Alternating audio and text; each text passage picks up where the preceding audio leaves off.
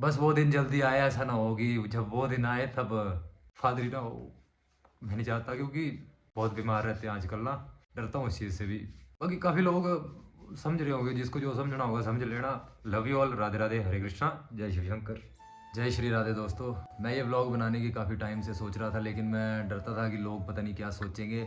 आज मैं आप लोगों के साथ अपनी ज़िंदगी की स्टोरी शेयर करना चाहूँगा। बेसिकली आपका भाई एक गाँव से बिलोंग करता है। सबसे पहले मैं आपको ये बता देता हूँ कि मेरा कभी भी यूट्यूबर, रैपर या कुछ बनने का ड्रीम नहीं था। I want to become MBBS doctor, क्योंकि मैं मेडिकल स्टूडेंट हूँ, +2 मेरी मेडिकल से हुई है। वो ड्रीम छूट गया किसी वजह से। मैं आपको शुरू से बताता हूँ। मैं पहली से 5वीं तक अपने गांव में पढ़ा, छोटे से स्कूल में, गवर्नमेंट स्कूल था। लेकिन उसके बाद मेरे को मेरे घर वालों ने बुआ जी के घर में भेज दिया पढ़ने के लिए। और मेरा कभी दिल से जाने का कोई वो नहीं था कि मैं जाऊँ वहाँ पे पढ़ने। मैं तो अपने घर के लिए काफ़ी ज़्यादा इमोशनल रहा। बुआ जी के घर में मैं फोकस ही नहीं कर पाया अच्छे से स्टडी में, लेकिन फिर भी मेरे अंदर इतनी काबिलियत थी कि मैं अपना बेस्ट दे रहा था। लेकिन एक हिंदी मीडियम वाले बच्चे को जब इंग्लिश मीडियम में शिफ्ट होता है बच्चा, तो काफ़ी ज़्यादा एडजस्ट करना मुश्किल होता है। जब मेरे को प्लस माइनस डिवीज़न इन सभी चीज़ों का पता लगा, तब तक मेरी 10th क्लियर हो चुकी।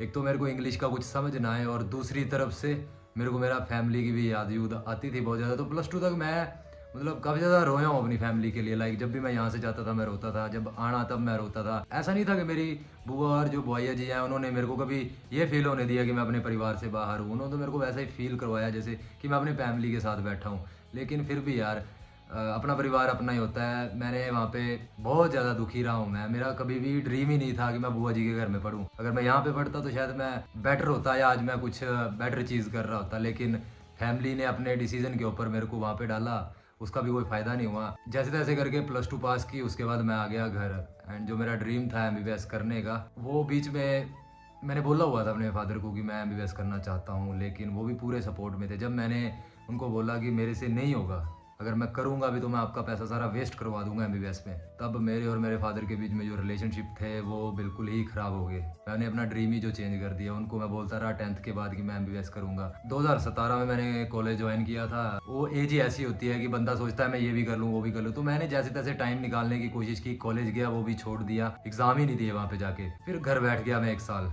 और घर बैठ के मैं काफ़ी ज़्यादा तनाव महसूस करता था। उस टाइम पे भी काफ़ी ज़्यादा डिप्रेस्ड था कि मैं कुछ भी नहीं कर पा रहा या मेरे से कुछ हो नहीं रहा। अचानक से मेरे को लिखने और गाने का शौक शुरू से था। मैंने कभी गाया नहीं, स्टेज परफॉर्म कभी किया नहीं, लेकिन मैं कोई भी गाना था उसका मैं फ़नी वर्जन निकालता था अपनी तरफ से। मैंने किसी को सुनाया नहीं, वो फ़नी वर्जन कुछ भी गा देना, वो अपने पास ही रहे, कभी पब्लिकली आए ही नहीं वो चीज़ें। जब मैं अकेला पड़ गया सभी एंगल से, लाइक मेरी फैमिली भी मेरे से ढंग से बात नहीं कर रही थी 2016-17 में। लाइक लड़ाइयाँ हो रही थी बेफालतू की, या मेरी थिंकिंग ही ऐसी थी उस टाइम पे, जिसकी वजह से मेरे घर का सारा माहौल मेरी वजह से ख़राब हो गया। और मैं सोचा कि मैं कुछ ना कुछ तो करूँगा। फिर मेरे को जो मेरे अंदर टैलेंट था, मैं लिखना स्टार्ट किया। जब मैं लिखता था शाम के टाइम में अकेला बैठ के, मैं गाँव के भाइयों को सुनाता था। तो वहाँ से मेरी एक्चुअली रैपिंग की जो जर्नी स्टार्ट हुई है। तो वहाँ उस टाइम में मेरे भाई जो सुनते थे, कई भाइयों को अच्छा लगा। कुछ एक भाई ऐसे थे जिनको लगता था कि मैं बकचोदी करता हूँ उस टाइम पे भी, और आज के टाइम पे भी लगता है उनको। लेकिन फिर भी मेरे को अप्रिशिएशन बड़ा मिला। बकचोदी वाले कम बंदे थे जिन्होंने बोला मुझे ऐसा, लेकिन जो अप्रिशिएट करते थे वो भाई मेरे फुल पावर मेरे को अप्रिशिएट करते हैं, और आज के टाइम में भी अप्रिशिएट करते हैं। फिर मेरे को ये समझना है कि मैं लिख तो लेता हूँ, मेरे को म्यूज़िक कहाँ से आए। मैं म्यूज़िक मिक्स मास्टर, कुछ भी नॉलेज नहीं, zero knowledge about music line. फिर मैंने जैसे तैसे गूगल पे सर्च किया, इंटरनेट नया नया आया था, गूगल पे सर्च किया। ऑडियो वीडियो का करना चाहता था मैं कोर्स, लाइक ऑडियो इंजीनियरिंग। आज के टाइम में पता है किसको ऑडियो इंजीनियरिंग बोलते हैं, लेकिन उस टाइम पे मेरे को कुछ भी पता नहीं था 2018 में किसको ऑडियो इंजीनियर बोलते हैं, और मेरे को ऑडियो इंजीनियरिंग करने चंडीगढ़ जाना है। मैंने पापा को बोल दिया कि मेरे को ये चीज़ करनी है, करवाओ। तो उन्होंने मेरे को नहीं मना किया। एंग्री थे वो मेरे से कि मैं अपनी लाइन चेंज कर रहा हूँ, लेकिन उन्होंने बोला कि कर ले जो करना है। तो मैं चला गया चंडीगढ़ में। वहाँ पे मैंने 2 साल का AAIP का कोर्स लिया, जिसमें कि ऑडियो वीडियो इंक्लूड था। लेकिन वो ऑडियो वीडियो था सारा का सारा मूवीज़ लाइन का, VFX था, सब चीज़ें सीखी हैं मैंने, मेरे को आती भी हैं। लेकिन वो सारी की सारी चीज़ें अलग लाइन से थी, जो मैंने सीखना था मैं वो चीज़ सीख ही नहीं पाया। जब मेरे को ये चीज़ का पता लगा कि जो सीखने में चंडीगढ़ में गया था वो चीज़ मैं सीख ही नहीं पाया, तब मैं और ज़्यादा डिमोटिवेट हुआ। जब मैं चंडीगढ़ में गया, वहाँ पे मैडम जो थे रिसेप्शन पे बैठते हैं, उन्होंने देखा, मैंने कहा मेरे को ऑडियो वीडियो सीखनी है। तो उन्होंने मेरे को, एक आर्टिस्ट है सुखी, उसकी फ़ोटो लगाई हुई उन्होंने अपने इंस्टीट्यूट में, वो देखी मैंने, मैं बहुत ज़्यादा प्रभावित हो गया उससे कि हाँ भाई सुखी म्यूज़िकल डॉक्टर बना है तो यहीं से पढ़ के बना होगा, तो मैं भी यहाँ पे लर्निंग करूँगा अच्छी खासी और मैं भी एक टाइम पे कुछ ना कुछ तो कर ही लूँगा म्यूज़िक का और वीडियो का। लेकिन एक टाइम पे मेरे को पता लग गया कि नहीं यार, जो मैं सीखने गया हूँ वो चीज़ तो मेरे को सिखाई नहीं रहे, मेरे को कुछ और ही करवा रहे हैं। तो मैंने सीखा, वो भी मैं अभी घर में भी नहीं बता सकता था, क्योंकि एक मैंने आपको पहले भी बताया कि मेरे और मेरे फादर के रिलेशन बीच बीच में खराब होने लगे थे। तो जब मेरे को एक्चुअल में नॉलेज मिला कि हाँ मैंने गलत चीज़ सीख ली, वो भी मैं गलत नहीं है, क्योंकि नॉलेज जो भी आप लेते हो ज़िंदगी में गलत हो ही नहीं सकती। आज के टाइम में मैं उसी नॉलेज से जो अर्निंग कर रहा हूँ, लेकिन फिर भी जो मैं सीखना चाहता था, मैं म्यूज़िक का सीखना चाहता था, लेकिन मैं गलत चीज़ सीख के आ गया। मेरे को जॉब भी मिल रही थी वहाँ पे 17 to 18,000 की, मैंने वो भी क्विट की, क्योंकि मेरा जो ड्रीम और वो था ना कि मेरे को आर्टिस्ट बनना, उसके बाद मैंने पक्का ही वो बना लिया था कि मेरे को यूट्यूब पे काम करना है और मेरे को अपनी पहचान बनानी है। ऋषु भाई से मैं मिला हूँ 6 जनवरी 2020 को, और 6 जनवरी को ऋषु बाबा यूट्यूब चैनल क्रिएट हुआ है रात के 8-9 बजे के करीब करीब, और पहला गाना मैंने और ऋषु भाई ने मेरे लैपटॉप से रिकॉर्ड किया था। सोचो, मेरे को उस टाइम पे ऑडियो की ज़ीरो नॉलेज की, माइक नाम की भी चीज़ होती है कोई, या उस पर भी रिकॉर्डिंग होती है, कोई पता नहीं था कि कैसे रिकॉर्डिंग करनी है।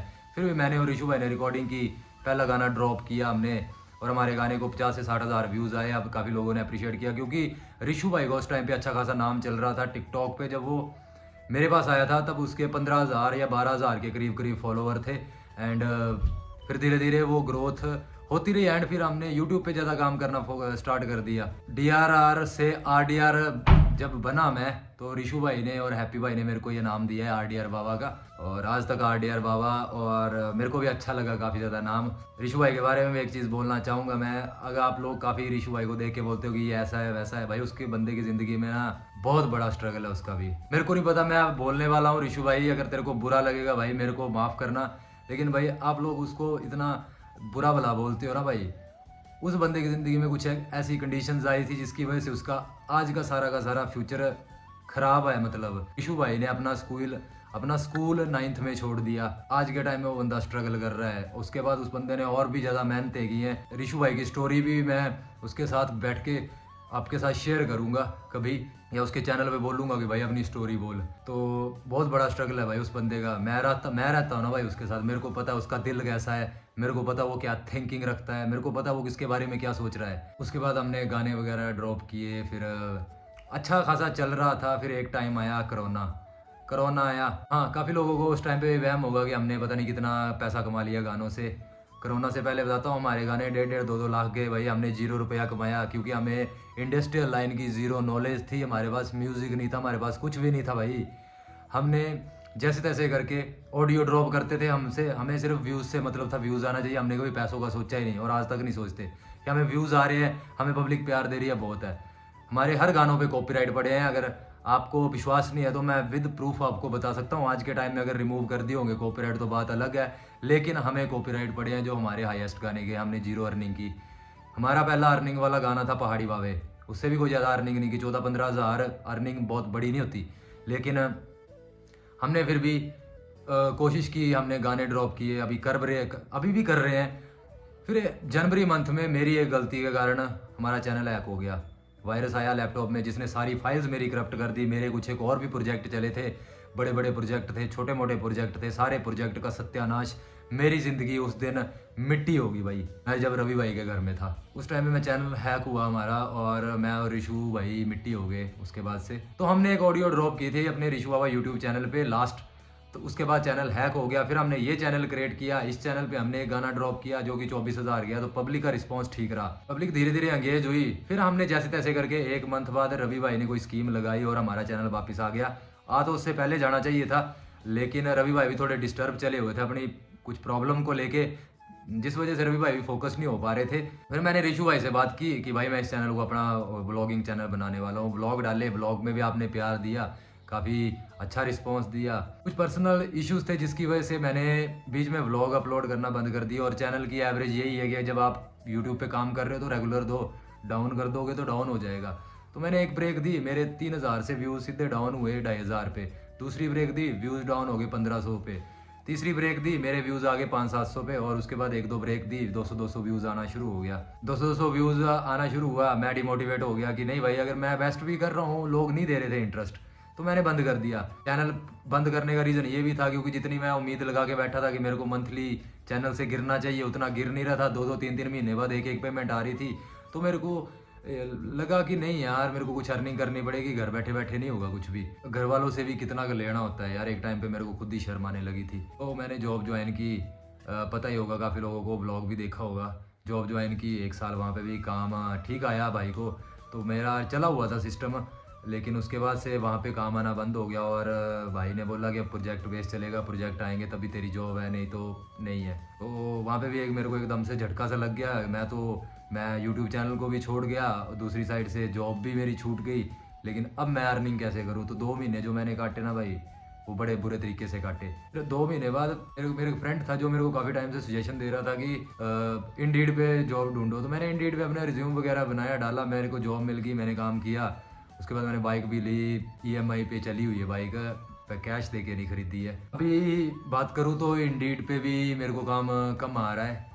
लाइक मैं यूट्यूब चैनल पे इतना ज़्यादा फोकस्ड हो चुका हूँ कि मेरे को पता है जितना मैं इंडीड पे टाइम दूंगा उतना अगर मैंने यूट्यूब पे दे दिया तो मैं शायद अच्छी खासी अर्निंग कर सकूं और अच्छा खासा वो कर सकूं। लाइक एक महीने में वो कुछ ना कुछ तो गेन कर ही सकूं। लेकिन यहाँ पे भी मैंने एक चैलेंज डाला 28 स्टेट का, जो कि मेरे को लगता था कि एक तरफ से लोग मेरे को बोलते हैं कि भाई रेगुलर डालो रेगुलर डालो। मैं रेगुलर वीडियो जब डालूँ तो उसके बाद भी लोग लाइक कुछ खास रिस्पॉन्स नहीं देते, मजाक ही बनाते हो। मतलब देखा जाए तो मेरी खाने की रील्स प्रमोट हो रही है, मैं खाने से रिलेटेड डाल रहा हूँ, तब भी लोग मेरे को मजाक में ले रहे हैं। जब अच्छी चीज़ डाल रहा हूँ तब भी लोग मजाक में ले रहे हैं। लाइक मेरे को समझ ही नहीं आ रहा कि मैं क्या करूँ या क्या नहीं। और आज के टाइम में कुछ ऐसी हालत हो गई है भाई कि मेरे को कुछ भी समझ नहीं आ रहा। आप लोग बोलते हो ना कि डे बाय डे ये चीज़ क्यों डाउन जा रही है, ये डे बाय डे डाउन ही होगी भाई, क्योंकि समझ ही नहीं आ रहा मेरे को कि मैं करूँ तो करूँ क्या। अभी भी उम्मीद है, लगा हुआ हूँ, स्ट्रगल मेरा जारी है, अभी तक ख़त्म नहीं हुआ। करूँगा, अपनी तरफ से पूरी मेहनत दे रहा हूँ। लेकिन आप लोगों का जो प्यार और सपोर्ट मेरे को मिलना चाहिए वो मेरे को नहीं मिल रहा। मेरे ही कुछ आसपास के अगर मैं गाँव के बंदों की बात करूँ तो ऐसे तो दिखाएंगे भाई कि हम पूरी तेरी सपोर्ट में हैं, लेकिन नहीं है भाई। सब दिखता है कि कौन कितना सपोर्ट कहाँ कहाँ कर रहा है। बाकी जो सपोर्ट में है मेरे भाई वो हैं भाई, उनके लिए तो मैं दिल से प्यार है और मेरा उनके साथ ही बॉन्डिंग है। वही लोग मेरे ब्लॉग में आपको दिखते हैं। आज के टाइम में आप लोग बोलते हो भाई घूम फिर ये कर वो कर, फाइनेंशियल क्राइसिस चले हो भाई, मैं नहीं घूम सकता। मैं, हाँ मेरे फादर आर्मी में है, मैं अपने फादर से भी नहीं मांग सकता। कितना का मांगना है यार उनसे। एक टाइम पे बहुत बहुत बहुत इन्वेस्ट किया उन्होंने मेरे पे, लैपटॉप लेके दिया, कैमरा लेके दिया, बड़ी सी चीज़ें लेके दी, मेरी स्टडी पे इन्वेस्ट किया। और जितना उन्होंने इन्वेस्ट किया मैं उतनी आउटपुट भी नहीं निकाल पा रहा, लाइक निकाल पाया। नहीं तो आज तक मेरे को देने चाहिए थे। आउटपुट में निकाल के दे सकता था अगर मैं अपनी कुछ चीज़ें ना खरीदूं। मैंने अपने दम पे बड़े सामान खरीदे यार, खुद से अर्निंग करके। लाइक गिम्बल हो गया 35,000 का, कैमरा मेरा ख़राब हो गया था, 35-40 हज़ार इस पे लगा है मेरा। तो जो मेरी सेविंग्स है वो मेरी सेविंग ऐसे निकल जाती है, जैसे मेरे पास सेविंग्स होगी ना 30-35 हज़ार की, तो मेरी कुछ चीज़ ही ऐसी टूट जाएगी। अभी ये कैमरा मेरा मेरी वजह से नहीं टूटा हुआ, ये गाँव का एक भाई था उससे गिरा था और आज तक ऐसा है। और ये इस पे 7,000 का खर्चा आएगा। अगर मैंने इसको जल्दी ठीक नहीं करवाया जोड़ के तो इसके बाद मेरे को शायद इस पे 20-25 हज़ार खर्चना पड़े। लेकिन मैं यूट्यूब पे थोड़ा मेहनत दे रहा हूँ तो मेरे पास टाइम ही नहीं हो रहा कि मैं इंडीड पे काम लूँ। अगर मैं इंडीड और यूट्यूब दोनों चलाऊँगा तो भाई मेरे को एनजाइटी आ रहे हैं, मेरे को डिप्रेशन वाली फीलिंग हो रही है। मैं सोच सोच के पागल हो रहा हूँ, मेरे साथ कुछ ऐसा हो रहा है। आई होप आप लोग प्यार दोगे या इस वीडियो का भी मजाक ही बनाओगे, मुझे नहीं पता। जो करना होगा करना भाई। मेरा दिल में था कि मैं अपनी स्टोरी शेयर करूँ आप लोगों के आगे, मैंने कर दी। आप लोग प्यार देना। और मेरे को नहीं पता इस वीडियो का भी मजाक बनेगा या मेरा मजाक बनेगा, आई डोंट नो, या देखोगे पूरी की नहीं। और एक पर्सनल बात बोलूँ तो मैं ज़िंदगी में 2 बार अपनी लाइफ को एंड करने की भी ट्राई कर चुका हूँ, जिसकी वजह से मैंने अपनी फैमिली को उस टाइम पे भी परेशानी में डाला था। उसकी वजह से भी मेरे और मेरे फादर की बॉन्डिंग डे बाय डे ख़राब हो रही है। मेरे पापा व्लॉग में क्यों नहीं आते उसका रीज़न भी मैं खुद हूँ। आएंगे जब मैं अच्छा खासा भाई मेरे को व्यूज़ आएंगे, क्योंकि 200-400 व्यूज़ के लिए फादर का भी मैं मजाक नहीं बनवाना चाहता। देश को सर्विस दे के आए हैं, अब मेरे लिए भी वो यूट्यूब में आगे सर्विस ही दे मेरे लिए, तो क्या फ़ायदा यार। उन्होंने बड़ा स्ट्रगल देखा हुआ है, जिम्मेवारियाँ थी उनके सर पे बहुत ज़्यादा। एक अच्छे बेटे की तरह निकला है मेरा बाप, जो कि मैं नहीं निकल पा रहा। लेकिन मैं निकलूंगा एक दिन। बस वो दिन जल्दी आए, ऐसा ना होगी जब वो दिन आए तब लाइक